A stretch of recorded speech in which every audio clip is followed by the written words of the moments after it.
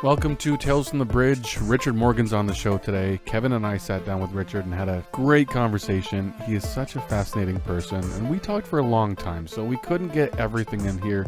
Maybe one day we'll do some sort of extended version of this episode, or we'll just have him back on the show again and talk more, because it was a lot of fun. So thank you, Richard. Listeners, we hope you enjoy this one. All right, let's make our way over to the bridge.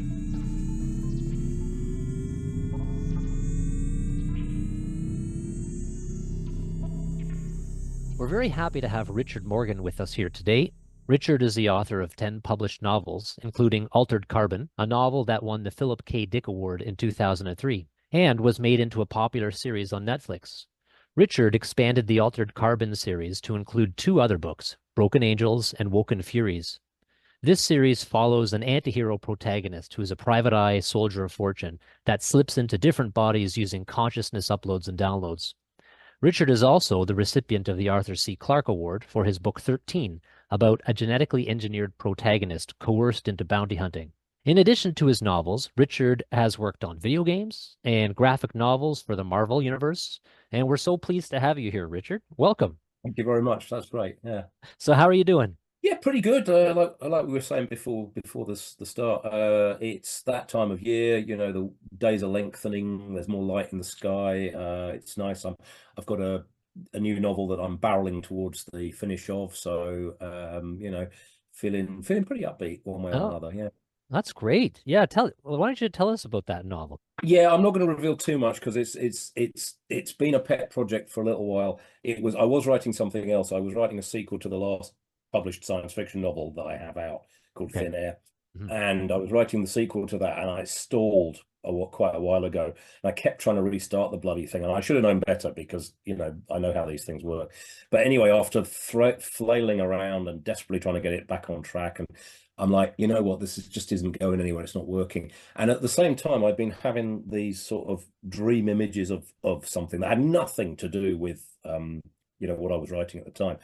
And one day I just sat down and I wrote this piece that was based in the image, and wrote it, looked at it, thought, it's a bit rough and ready, but I think we got something here.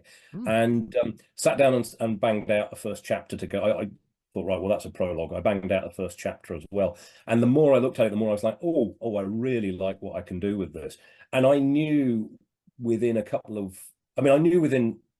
a few hours of having written those segments that this was something I could run with. And I knew within a couple of weeks of just messing around with it, I'm like, yeah, I've got more or less the whole story down here. I know where I'm going with this. I know what I want to achieve. Is this something new? Yeah, it's something new. It's a new IP, a new fiction. It's people who've read my stuff will recognize echoes of it from other things I've written, but it's totally fresh. It's a new thing.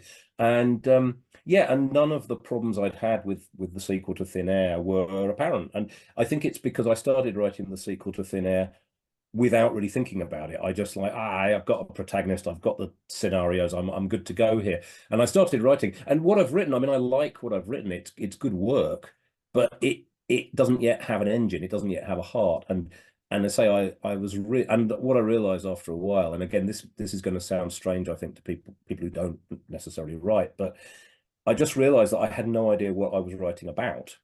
You know, I knew that I was writing scenes, I was writing things happening, you know, but most of what I've written, most of my books, from quite early on, you have a strong sense of what you're trying to achieve. You may not know where the story will go exactly, but you have some sense of what the theme is, what conversation you're trying to have with the reader. And I suddenly realized I didn't. I was like, yeah, I mean, there's a bunch of ideas here. There's a bunch of stuff. But I have no clue why I'm writing this. I don't know. And then I realized, of course, I'm writing it because it's easy, because it's a sequel, because I need to produce another book. You know, and those are all the wrong reasons. So, so that was the third in the Black Man series, right? The Gone Machine one. That's the one that you shelved. Yeah, I mean, it's a very loose series, really. I mean, it's you know, Black Man and Thin Air don't have a lot in common. They do take place nominally in the same universe, but they're at least a century apart in time scale.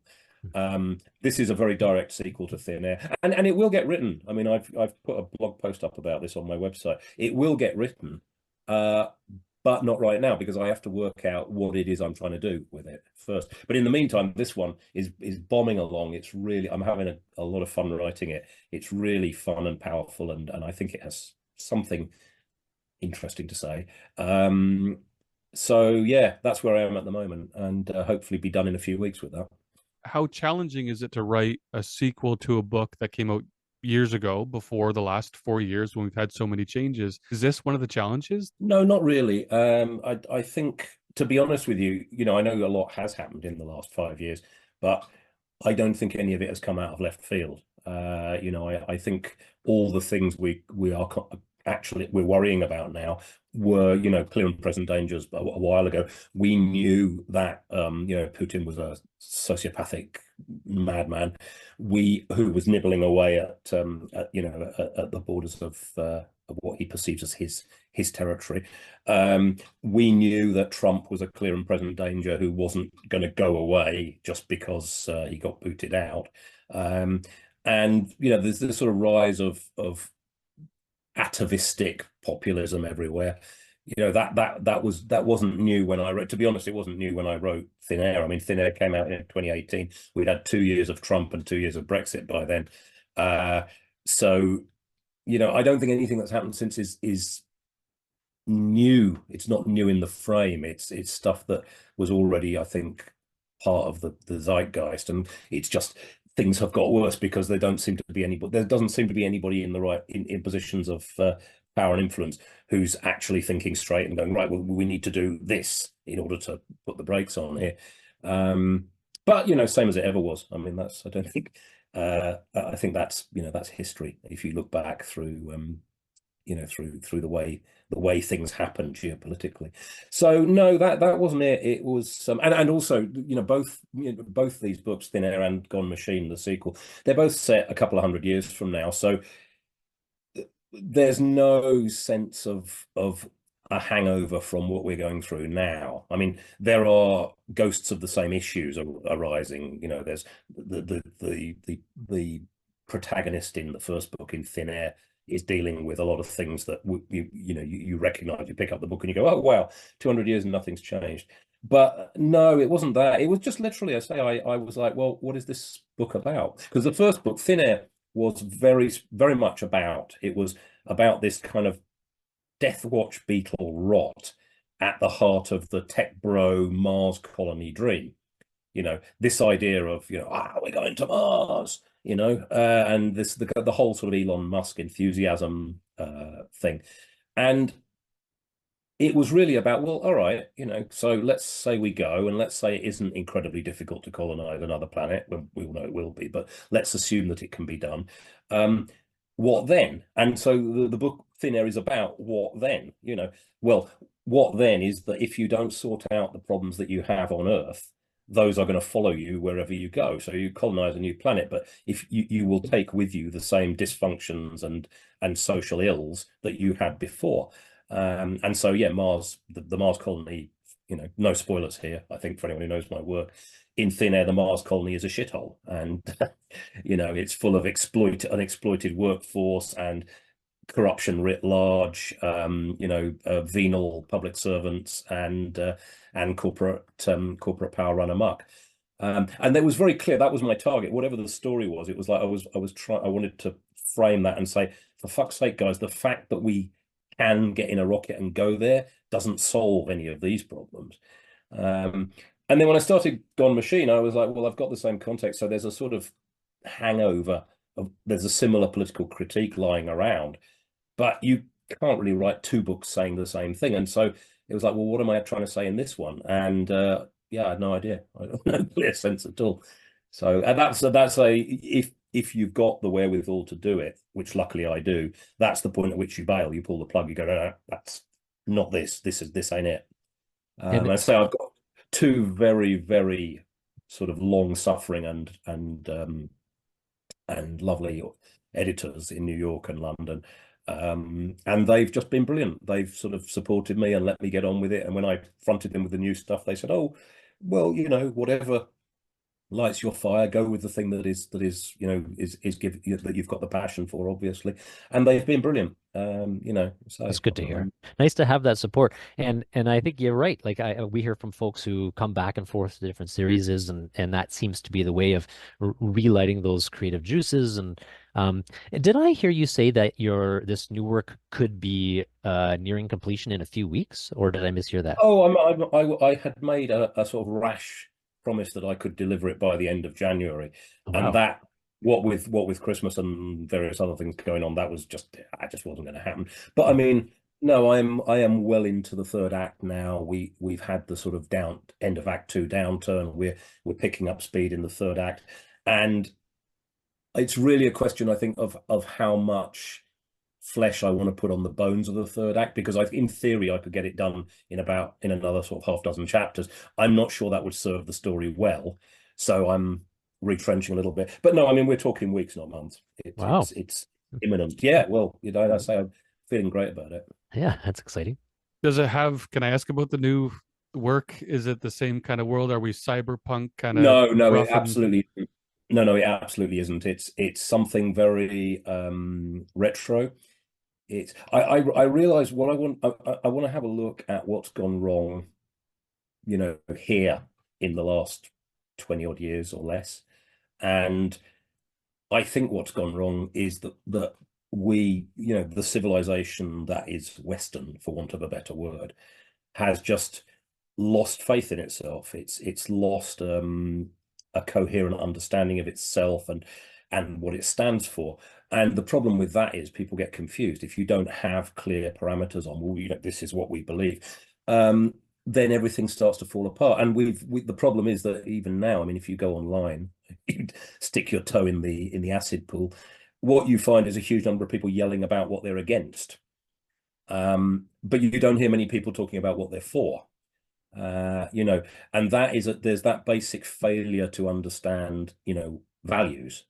It's very easy to criticize. Obviously, no society is ever going to be perfect, and things go wrong, and corruption is a fact of human life, and there are always going to be these issues. But that's not helpful, because it's like, and I hear this all the time, oh, this is disgraceful, that's disgraceful, the sort of retrospective tearing apart of everything. Oh, the evils of colonialism, oh, this, that, and the other. But the point is, it's like, yeah, none of that has to not be true.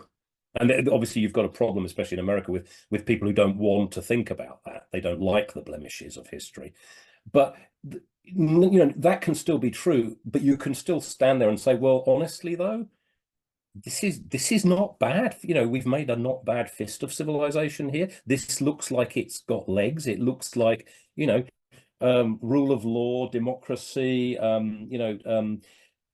the separated organs of government and powers, so that nobody gets too much of a grip on anything. There's a whole bunch of tech, for want of a better word, in the way that Western civilization works, in the way that Western democracies work.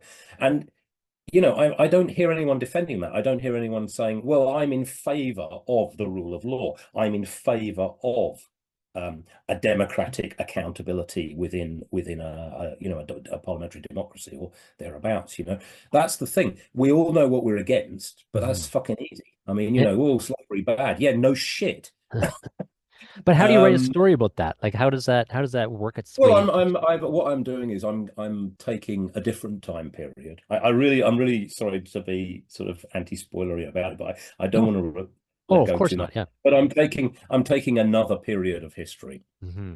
Hmm. that's already been, and giving it a gloss. I mean, it won't be that period of history as we know and understand it, but it will. I'm taking that and looking at it, because actually there was a similar failure of belief in that period. There was a similar sense that the civilization had kind of run out of road, and didn't know what it stood for anymore, and was falling apart, and falling prey to all these sort of deeper, darker atavisms that live in the human psyche. And I've just taken that and gone, right, well, let's use that as a background from which to look at this idea of civilization, and the difference between um, civilization and for want of a better word, yeah, dark atavism, you know, the sort of pandering to Oh, the bring to the darkness in the human soul. interesting. No, I'm looking forward to that. We no spoilers here. We're just No, always no, no. I'm not kind of going to say curious. Yeah, it's. yeah. I don't want to let. I mean, I'll start. You know, once the manuscript is done, I'll probably start putting stuff on the website, little excerpts and things. But the thing is, I've done that in the past, and the problem is, if you do it before the book is done, you often end up pissing people off because you show them this thing and they go, "Oh God, I love it! I love it! When can I buy it?" And then they may be waiting like years before you actually get the bloody thing finished. Mm, And so I vowed not to do that anymore. I will no longer post excerpts unless the thing is done, and I know right. that it's coming soon. Yeah. I've learned my lesson. Ties your hands a bit, right? If that's already out in the wild and you can't modify it. And, Yeah, and yeah. yeah, it's just more than anything. It's you don't want to disappoint people. I mean, there's a blog post up at the moment where I'm saying that I don't really think about my audience very much. You know, I don't write with a sense of who the people are who are going to read my book, either in terms of who they are specifically, trying to pander to what they like, but also in the sense of I don't really think about having an audience. The books are all written for me. They're my attempt to make sense of things, and it's a very strange feeling when you suddenly realize that large numbers of people are waiting on your book, you know, and they keep sending you emails going, "Where the fuck is this book, man?" You know, and it's a lovely feel. I mean, it's really nice, but at the same time, it's a bit unnerving because you're like, shit, I've sort of promised to deliver this thing, Mm, and right now I can't. So I think, you know, I'm taking a more sanguine approach from now on, and it's like, okay, when it's done, and then I'm prepared to start sort of hinting and dropping little trailers and things. But until it's done, I'm not going to do that anymore because it's counterproductive, I think. yeah. And I understand a lot of creative pursuits are kind of non-linear. So setting a deadline and then saying, I'm going to hit this is a bit disingenuous sometimes because it's hard to do that. It is hard. Yes, it is hard. I mean, I think, well, I say, you know, I say it's hard, but that's a bit self-indulgent, really, because the truth of the matter is, if I were in a less fortunate position in my career and I had a contract to bang out a book a year, you know, and I needed those royalties and I needed the machine to keep turning over in order basically to make rent, I guess I'd fucking do them, you know. Mm, But the you know the gift that I was given right back at the start 20 years ago when I first got published was that I became financially independent through the the movie deals and so forth, to the extent that I could literally write what I wanted when I mm, wanted. And that is, you know, I'm immensely grateful for that because that's allowed me to write the books I want to, not the books that we think we can sell a ton of, you know. mhm. Um, I mean, I don't think there's much doubt that the smart financial trick would have been to just go on producing Takeshi Kovacs novels till the cows come home, you know, rack up about 12 or 14 of them. You know, that would have been smart, but I wasn't, you know, I got to 3 and I'm like, yeah, I'm kind of done with this scenario now. I'd like to look at something else. Mhm. And that's always the thing. You have to write what you're no, you don't have to. You make a choice, and either you say this is a commercial enterprise, and I am concerned to make a living here, and the rest is very secondary. Or you say I'm going to write what I want, regardless of what price I pay for that, and that's a much braver stance to take, especially as say if you don't have a parachute. I'm lucky because I have a parachute. I've been very lucky that other media have sort of come along and backstopped me in a way that I say not many authors get to. I think it's And something like 80% of published novelists never get to go full time. mm, You know, there's always a day job because they literally cannot afford to give it up. And I'm so fortunate that Altered Carbon came out 2002, and at the end of that year, I quit my day job and was a full-time author as of the beginning of 2003. And yeah, you know, you get accustomed to anything in time, but I still every now and then I stop and look back and go, Christ, you were lucky. You know, yeah. there's And was that such and was that great the book sales or was it the movie rights? Well, it was a combination of factors. I mean, the movie deal was just a thing of beauty. It really was because it through a series of amazingly good luck coincidences. I ended up with a movie deal that was actually specifically bankrolled by Warner Brothers. Now, I mean, most movie options are taken by a production company. And those guys don't usually have any money. They have to go to the majors, to the studios to get the money. So what will usually happen is you'll get an option taken on your book, and it's a nice little piece of change, but it's not money to live on. It's, it's nothing like that. And what had happened here was that, I say, through this amazing chain of coincidence, I was published by guys who had a Hollywood agent. The Hollywood agent happened to be in town and ask what was new. He happened to read Altered Carbon. He happened to also represent a Hollywood screenwriter who he gave the book to. That Hollywood screenwriter happened to be Flavor of the Month with Joel Silver at Silver Pictures. He happened to love the book and go to Joel Silver and say, I want this to be my next movie. Joel Silver then, rings Warner Brothers and said, look, this is the next movie I'm making, and I want you to option it for me. And they go, yeah, all right, here you go. Simple as that. That shit doesn't happen, does it? It's insane levels of luck.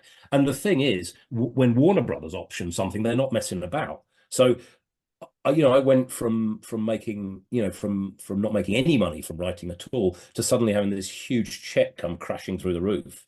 And yeah, then obviously what happens is because of the publicity behind that, I get splashed across the British press. I'm not kidding. I knocked my own prime minister. It was Tony Blair at the time. I knocked my own prime minister off the front page of the tabloid press in Scotland, at least.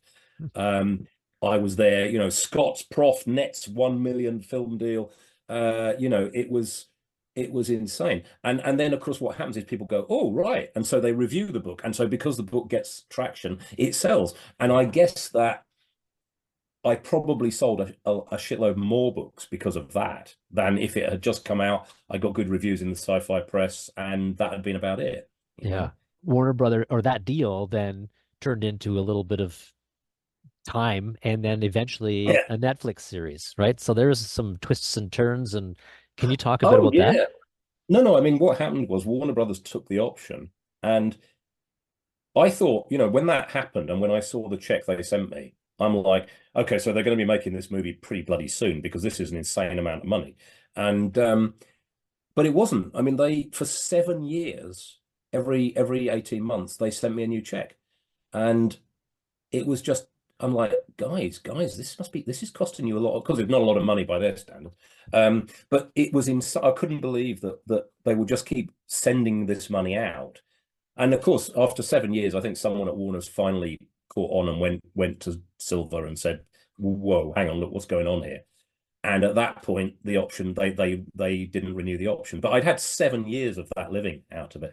And they also optioned another of my books, Market Forces, at the same Warner Brothers level of pay as well. So it was crazy money.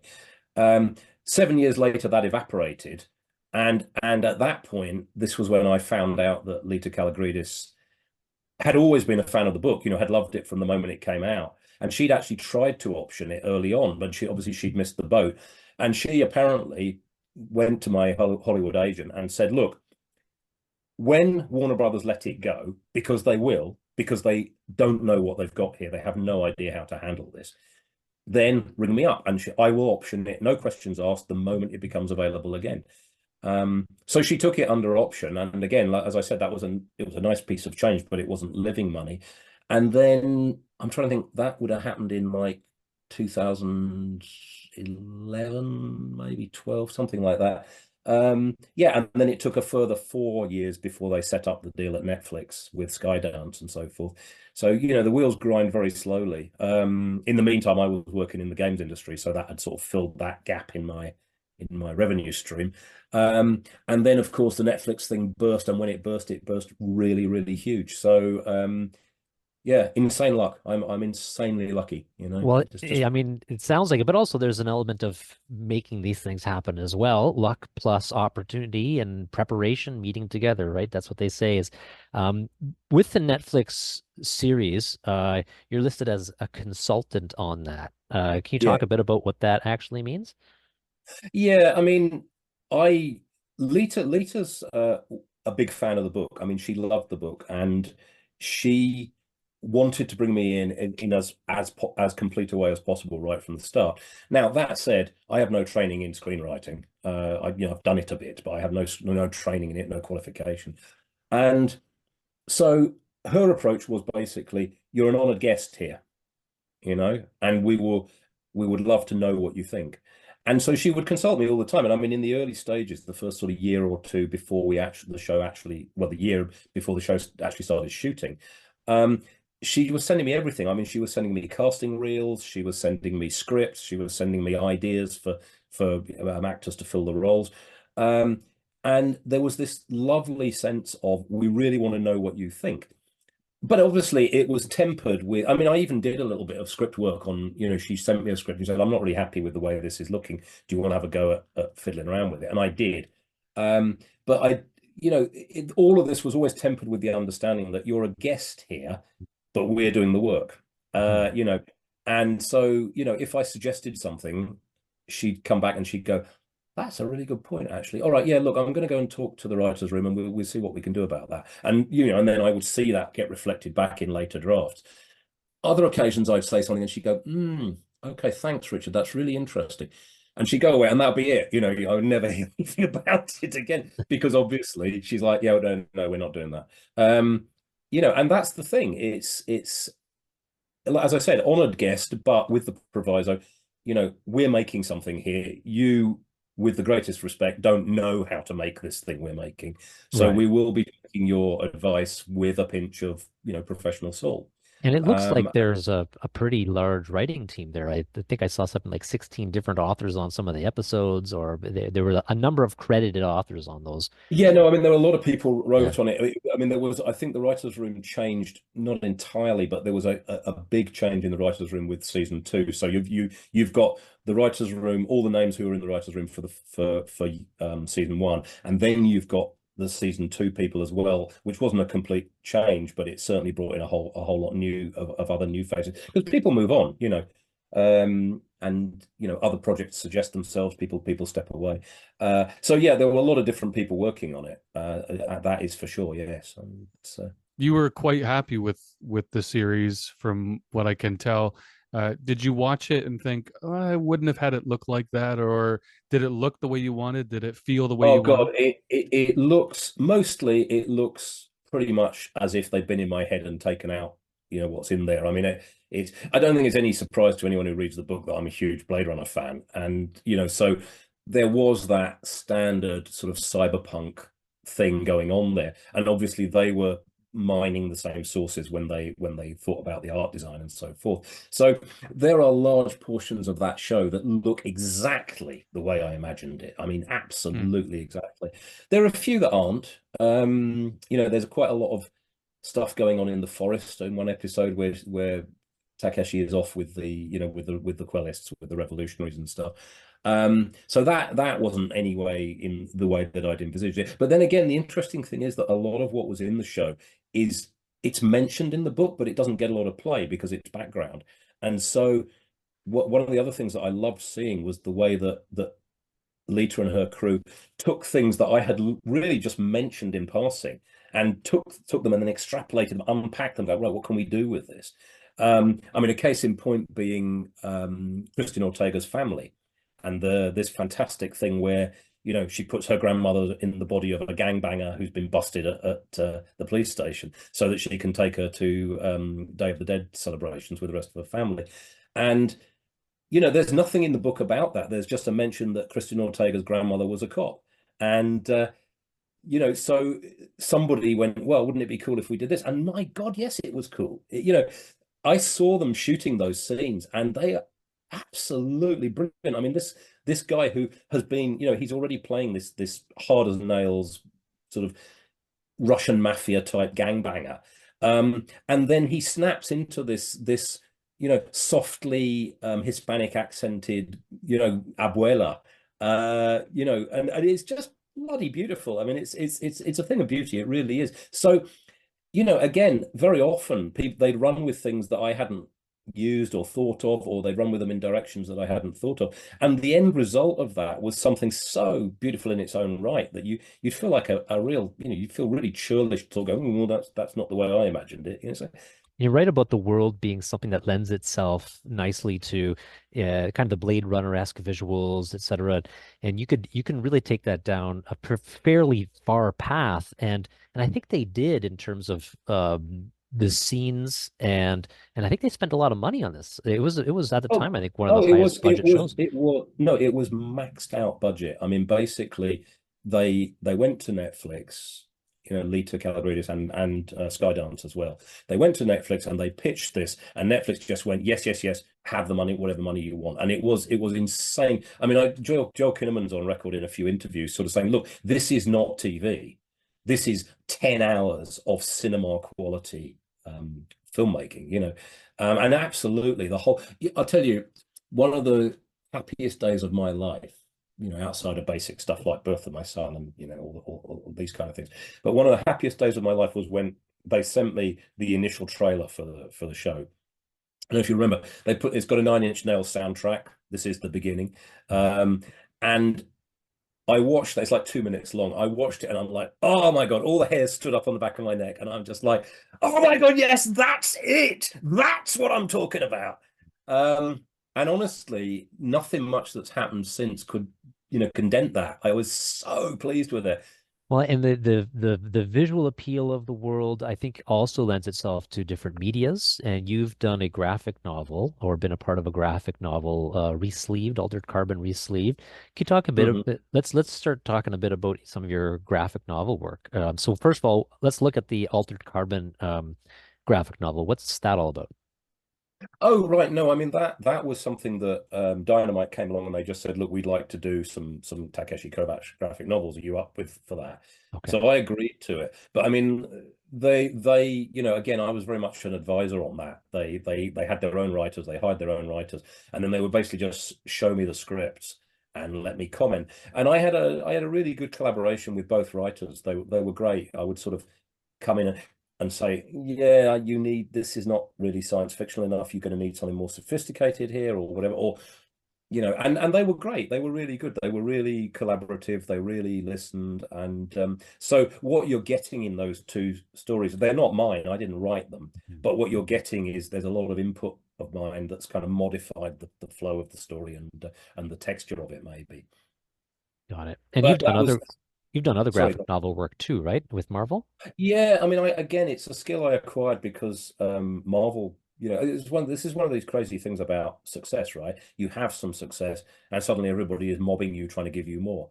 And one of the things that happened because of the Warner Brothers deal and all the big kerfuffle about the book was that an editor at Marvel, Jenny Lee, she read the book, really liked especially the way the female characters were handled. And so she just rings me up one day out of the blue, says, oh, hi, I work for Marvel. Would you like to write some Black Widow stories? And I'm like, I knew nothing about. I wasn't a huge comic book reader when I was a kid. I read a few later on in the 80s because it became fashionable in the 80s, and people were throwing them at me at university and stuff. So I'm like, oh yeah, absolutely. You're aware that I don't know how to do this, and she's going, no, don't worry, I'll coach you. It's fine. So she sort of coached me through how to produce a comic book script, and didn't take very long, obviously. Because I think if you've done screenwriting of any sort, it's you just got to get your head around the fact that you've got boxes on a page. So it and yeah, and then they're saying she pitched me Black Widow, and I was listening to her. She explains to me, yes, it's this Russian super spy, and she's defected to the West, and blah blah blah blah blah. Used to work for the KGB, and I'm like, oh my God, that sounds awesome. And she goes, are you mocking me? And I'm like, no, I'm not mocking you. It sounds awesome. It sounds great. It sounds like a great character. I could really do some stuff with this. She said, well, we have got other characters. It's not just, that's one I chose, but we have got other stuff. So I go, all right, well, what else have you got? Tell me what else you've got. So she goes, okay, so there's this Ghost Rider character. And I'm like, okay, well, tell me about Ghost Rider. She goes, right, okay, so he's like a stunt motorcycle guy, except he has a flaming skull for a head. And I'm like, right, let's get back to Black Widow. So I'm like, yeah, flaming skull for a head, not doing that. That's it. Of course, the funny thing about it is that I passed on that, and they gave it to what's his name, Garth Ennis instead. And Ennis had this insanely successful run on it, out of which came the Nick Cage movies and the the whole thing. Whereas of course with me with Black Widow, it sort of fluttered and died. We got some really good reviews. I got an A minus from Entertainment Weekly, and a lot of people liked it, but it didn't fly at Marvel standard. So it's not just novels and graphic novels and film, Netflix, video games. How did that Yeah, start? How did the video game career start? in the exact same way as the graphic novel career. I basically one day this guy John Miles, who works for Electronic Arts or worked for Electronic Arts, he just rings me up and says, oh listen, I work for Electronic Arts and we really like Altered Carbon. We loved your vision, and we wondered if you'd like to come and do some work for us on a game that we're developing. And of course, I'm like, and I had just started playing video games. I hadn't had time or money to do that before when I was a teacher. And then I suddenly had all this leisure time, and I'd started gaming, and I was like, wow, that's brilliant. And then they just say, we'll pay you to come and write some stuff for this. And I'm like, oh, hell yes, I'm in. And so for a little while, I was a kind of hired gun for EA, where they'd send me to look at projects that had stalled and get me to, do my take on what the narrative could be and build characters up, build scenarios and stuff like that. And again, yeah, fantastic. It's happening in the best possible way. I got invited in. If we can, I'd just love to just talk about cyberpunk in that world, because you kind of have become a consultant in many ways to other companies, whether it's the graphic novels, games, and then the Netflix series just looks so good. Blade Runner, 1982. But we get so many people saying, no, William Gibson, Neuromancer was the first novel or one of the first, and that's 1984. And then you've got your John Yeah, Brunner and your Philip K. no, Dick. and the short. I mean, the short stories are Gibson's short stories are even before that. I Right. mean, So he's where does publishing. that start where does that start? I think that like most of these things, it's retrospective, isn't it? So you look back and you name something. I don't think anyone was talking about cyberpunk when Gibson was publishing his short stories in Omni, late 70s. Cyberpunk became a thing, and it became a thing with the Gibson stories, John Shirley's stuff as well, obviously, Bruce Sterling. There was something in the air, but I think it was a bit like punk, punk rock. Punk rock, again, no one was calling this punk rock when the first band started to pop up and do this stuff. And then retrospectively, you look at it and you go, "Oh, look, it's a movement. It's a new wave. It's a whatever." And then it gets given the name. So yeah, you're absolutely right to call out John Brunner. I mean, John Brunner was doing what you could arguably call cyberpunk a long time before any of that stuff broke. Sheep Look Up, Stand on Zanzibar. There were other antecedents as well. I'm trying to think some of the others. Walter John Tevis, was it? I think there are plenty of books that were leaning in that direction. But I think the point was that what Gibson and Shirley and Sterling did was they took what was lying around in the 80s or the late 70s anyway, and they bent it into an architecture, if you like. They created a kind of a template. There'd been all this stuff had been washing around. It was all there, and I think they came along and they hammered it into some kind of recognizable shape. And then we were like, okay, we're going to call this cyberpunk. And obviously, once you name something, it's like branding. Once you name something, it's a lot easier to sell it, and you can get people doing it, And certainly that's what happened to me. I mean, I remember stumbling on Gibson's stories in Omni. I would have been in my early teens, and reading stuff like Johnny Mnemonic and Hinterlands, Burning Chrome, stuff like this. And I knew right then, age about 14, it was like, right, this is what I want to write. Because I could recognize this very dark, visceral, human tone to it all, and this refusal to accept that technology in and of itself is an answer. Because I think that's all through the golden age of science fiction, and even in resistance to the new wave, you still had a lot of sort of people who were faithful to the whole sort of space opera thing. The hard SF wing, I suppose. There was always this will to believe that technology is it. Technology will save us. And I think the point with cyberpunk was it was it was the futurist inflection of noir. It was basically saying, no, look in the mirror. There's your problem. Look in the mirror. That's the enemy. You know, you aren't going to solve this just by coming up with a bunch of technological whiz-bang stuff, because all that will happen is humans will map themselves onto that, and they'll behave the same way humans always have. And so cyberpunk felt true in a way that an awful lot of other science fiction of the time didn't. And you'll find mirrors all over my work, because that's it's very, very much a conscious choice there. And something that I noticed with reading your work too, Richard, is it's a dystopian for some people and it's a utopia for others. It's not, we all don't live in the same terrible place or the same amazing place. It's just like in the mirror now, it's both. And it just depends Yeah, on where absolutely. you are. No, absolutely. And I think this is the crazy thing, because you know, we bandy these words. Well, we bandy this word about dystopian. We don't talk about utopias so much anymore. I think everyone's kind of woken up to the fact that's not a thing. But we talk about dystopia. But the truth of the matter is, I don't kind of feel that what I'm writing is a you know, some super gloomy, plumb the depths, worst case scenario future. I'm just looking around at what I see now. And we are in the future. We spoke to Joe Haldeman recently, and he just said this is the future. Like, and this I mean, who Yeah. better to say this than Joe Haldeman, the war vet who started writing over 50 years ago.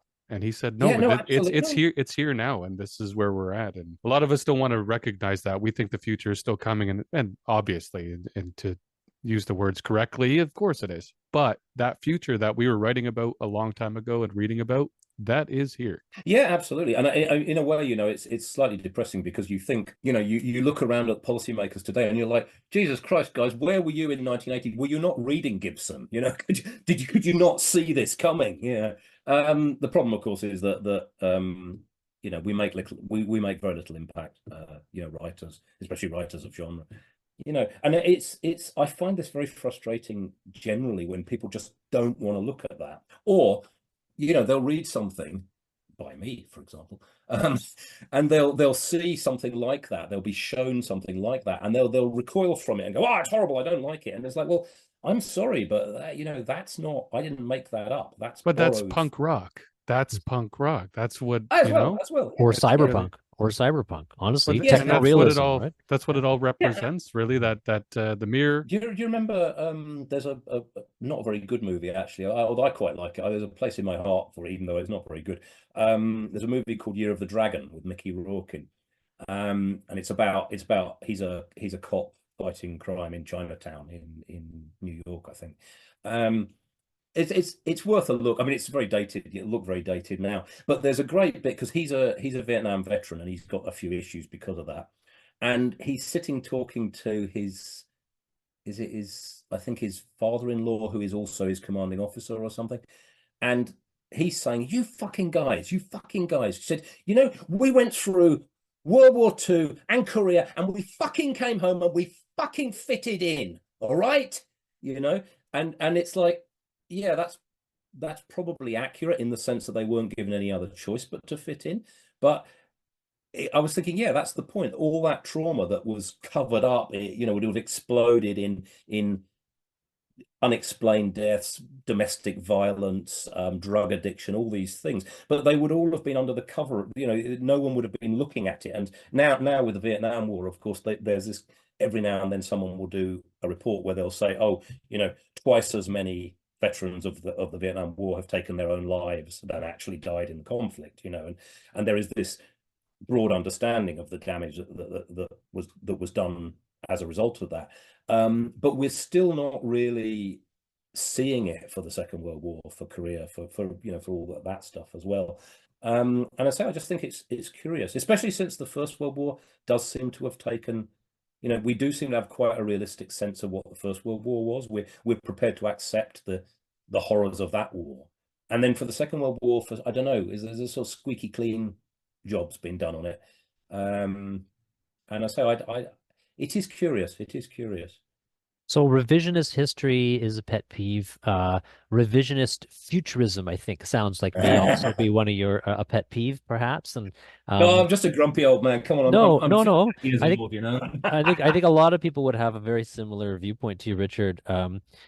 Taking that kind of techno-realistic viewpoint, think about where we're at with AI and large language models. You know, where do you think this brings us? And like 10 years out, Oh, any AI, that's well, this is very interesting because you know, it's happened a lot it's happened a lot faster than most people thought it would. I think a few of us were well aware that this was going to be a geometric thing and it would suddenly break, and when it broke, it would break big.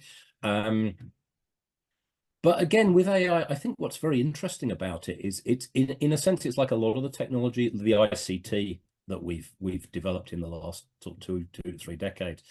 Um, what I find is that we it's it's showing us ourselves in an increasingly bad light, and that's, you know, that's our fault.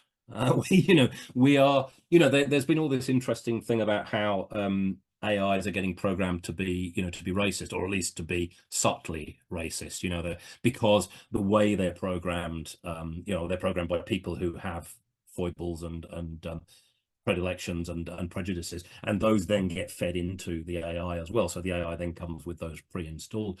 And yeah, I think what it's interesting because there's a lot of panic, I think, and I do think it's unwarranted panic in a lot of cases. There's a lot of panic about AI, but my feeling is actually the problem here again is not AI. The problem is us, because we'll be the ones who unleash it in places where we really shouldn't. We'll be the ones who don't wake up until it's too late to the you know, the damage it does to sort of existing structures. Um, we we are already the ones who have sort of, yeah, contaminated it with our own human perspectives. Um, I'm not sure that there's an easier way to, I mean, you know, in the end, it's always going to be humans that deal with this, right? So it's hard to see how you can avoid these pitfalls. I do think one of the things that's become very unfashionable in the last 20 years, and to be honest, this has been coming since Reagan and Thatcher. It's really an 80s thing, is there's been this massive rolling back of the idea of the state. So the idea that government should, you know, do things. And I say, I don't think it's as bad in Canada or the United Kingdom, but certainly in America, this idea that, you know, no, government is the problem. And so we've gone from, you know, space exploration, case in point, you know, we've gone from a thing where the United States was interested in the space program and was prepared to spend a lot of money at NASA building a space program. And we're now in a position where, well, no one will really do it except guys like Elon Musk. And we're just letting, you know, it's like, oh, well, yeah, you do it, you know. And of course, what happens then is you, as a result of that, you get no fucking oversight. And you get like that public-private partnership where they were supposed to be taking this NASA probe into orbit, and guess what? They fucked up. I mean, you know, and it was like, oh, it's a fantastic, it's the future of space travel. Private enterprise brings home the bacon again. Ah, or not. And, you know, and I think that whole, you know, one of the things I have a huge respect for is the idea of regulatory cadres. So that is to say that you create organizations that have an ethos, and the people who work in those organizations believe in that ethos, and it matters to them.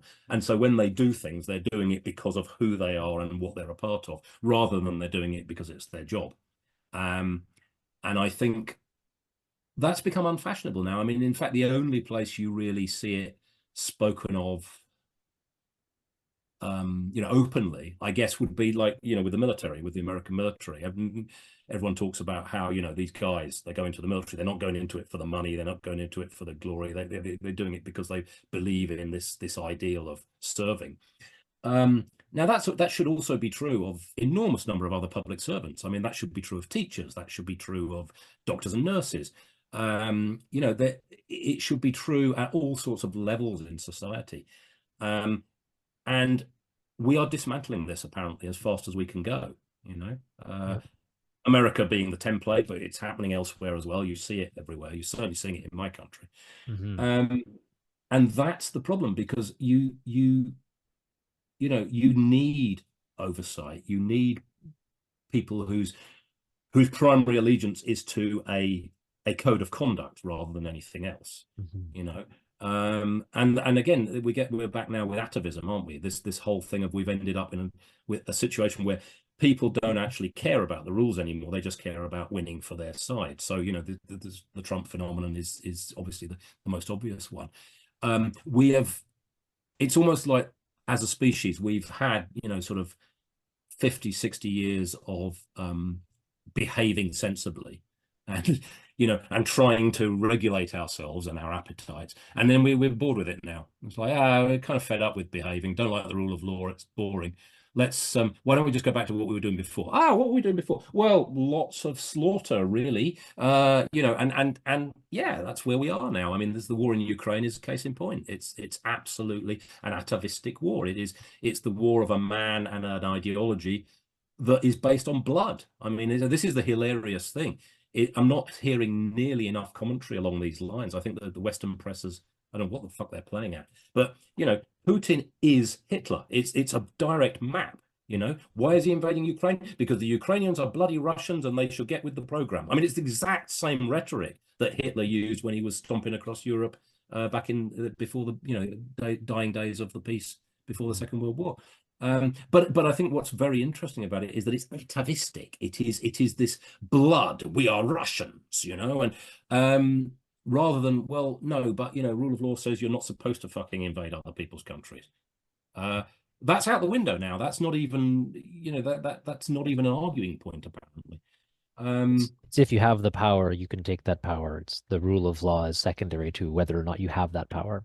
Yeah, we're going back to a great states idea of geopolitics, which is and I mean the Chinese have been singing this tune for a while. We're a big country, you're a small country, so shut the fuck up.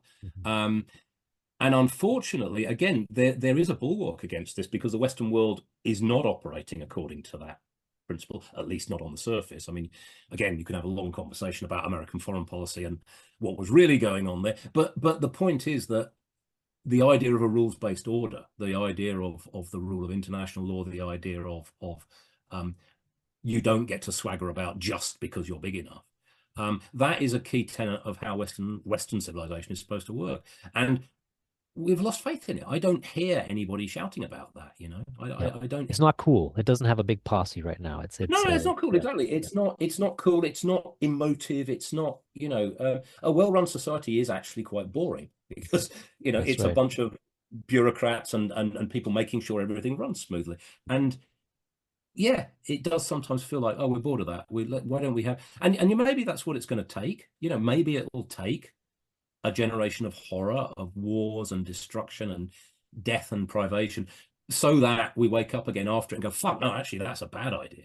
But you said again, right? We already did that. Well, yeah, we did it. That's the thing. Yeah. You'd have thought that. I mean, it is exactly what's happening. That conflict and everything that came after is now so far back in history that people don't really think about it anymore. You've got all these people who don't believe the Holocaust happened, or they've got only the faintest of ideas of what happened, of who Hitler was, who Churchill was, what was going on. I guess it's inevitable that history shrinks, and that certain things become so blown out of proportion with our society being so quote unquote terrible, that we must have a populist movement and we must blow things up. And that's absolutely. And that's a lack of perspective, in my opinion. Yes, it's a failure to understand how precious what we've got is, and to understand how easily broken it is. I think there are large numbers of people, especially younger people. I mean, people who were born, in the 90s or after, and they seem to think that a well-ordered, peaceful world in which, you can get stuff done and get on with your life, and live in peace. They seem to think that is a given. That's a thing. That's just how humans live. And it's like, well, no. It's a tenuous thing. To tell you, no, that's not a thing. That's that's a very recent idea. It's an innovation. We've only had it for 50 or 60 years, and it's the failure to value that is what really scares me. Because I've often thought that if I was going to protest, and I say this tongue in cheek, if I was going to go protest, I'd hold a sign that says, "What do we want? Incremental change. When do we want it? In due course," you know?